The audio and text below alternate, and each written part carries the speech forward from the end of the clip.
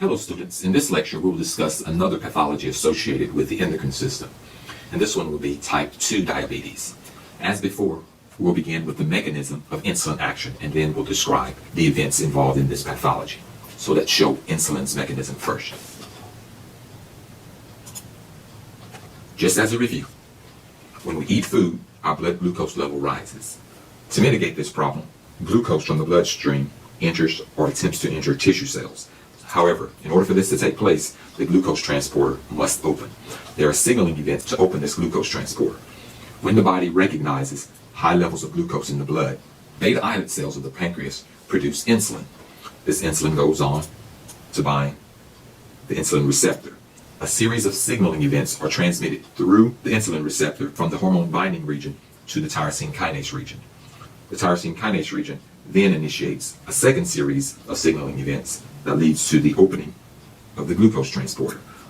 Once open, the glucose transporter allows the glucose to leave the bloodstream and enter the target cell. These are the signaling events involving insulin.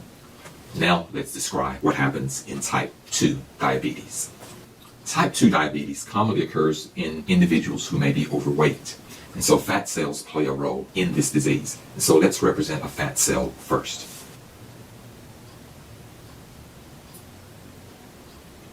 Here we have a fat cell, or an adipocyte.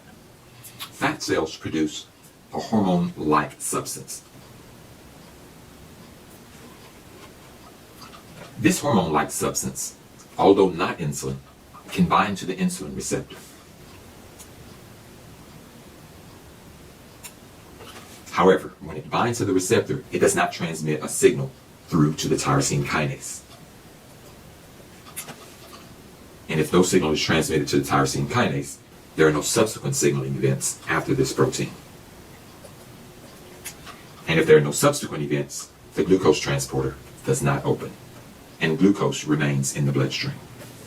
The key point with type 2 diabetes is that the beta islet cells of the pancreas are still functional, and they still produce insulin. The insulin attempts to bind to the insulin receptor. However, the hormone-like substance produced by the fat cells does not allow it to. And so although insulin is present, we never open the glucose transporter. And if the glucose transporter doesn't open, we get no glucose inside. And if the glucose doesn't enter the tissue cell, it remains in the blood, and hyperglycemia remains.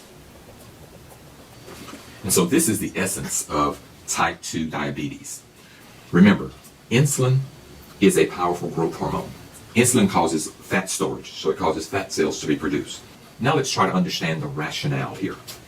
The rationale here is that the fat cells are saying to the body, there is enough fat. There are enough of us here already. Please stop insulin production so that we can stop making fat cells. And so what the fat cells do, they produce a hormone-like substance to block the action of insulin. And so they produce this substance binds to the insulin receptor to block insulin's action. What the hormone-like substance is really doing is trying to tell the body, don't produce any more fat. The fat cells, they don't fix their problem, but they cause another problem.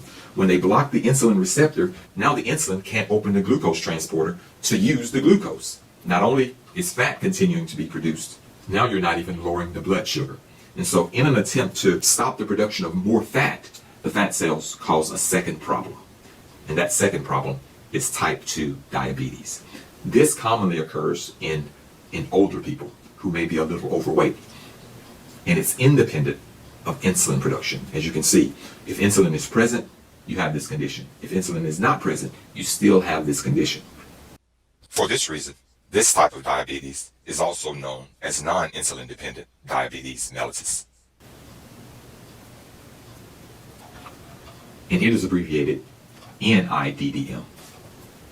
This condition usually occurs in individuals who are 40 years of age or older. And for this reason, it used to be referred to as adult onset diabetes. However, this name is archaic, and this term is not used anymore. Glucose transporter remains closed. So let's indicate that here. So this completes our description of type 2 diabetes, and this completes this lecture. Hope that you learned a lot.